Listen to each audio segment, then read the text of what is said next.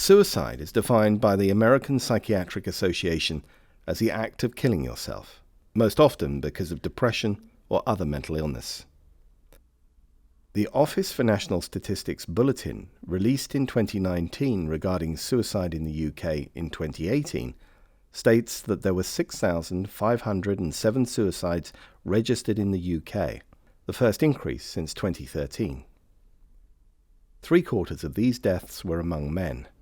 The highest age-specific suicide rate was for those aged 45 to 49 years, but those in the under 25s is increasing. The most common method of suicide in the UK was hanging. According to the World Health Organization 2019, these people are most at risk of suicide.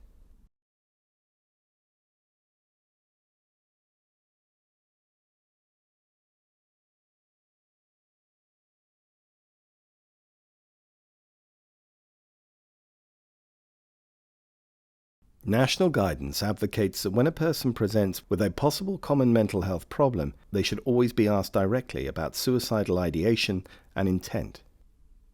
Have you ever made a suicide attempt in the past? A positive answer should cause you concern. Do you think that life is not worth living? Many people who are not suicidal think this. It's useful to share with patients that this is a common thought amongst people who are depressed. Do you think about harming or killing yourself? This is a common thought. A positive response should prompt the next questions.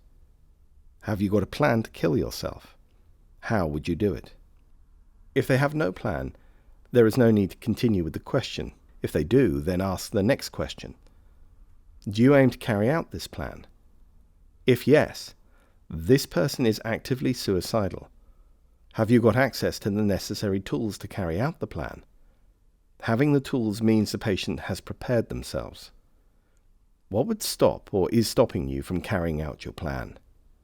Often patients choose not to attempt suicide because of commitments to family, friends, or faith.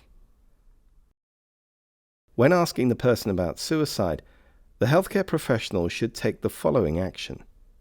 If there is no suicidal ideation, make a record that the assessment of suicide risk has been made and the person has no suicidal thoughts.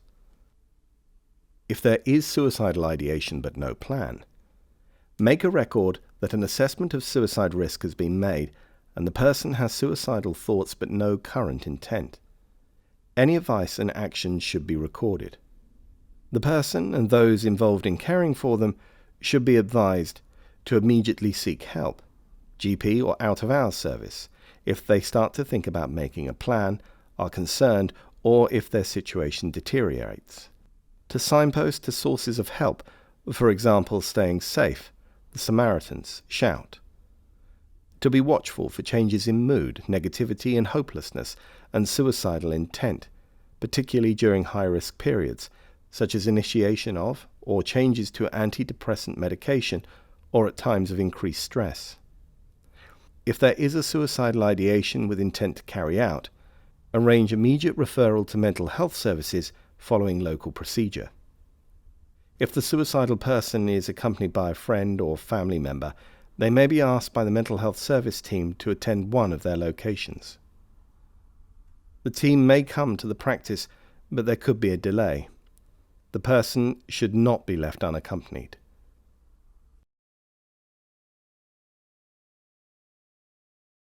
National guidance advocates that when a person presents with a possible common mental health problem, they should be asked directly about suicidal ideation and intent. Please pause the film here for discussion and refer to the facilitator's notes for guidance.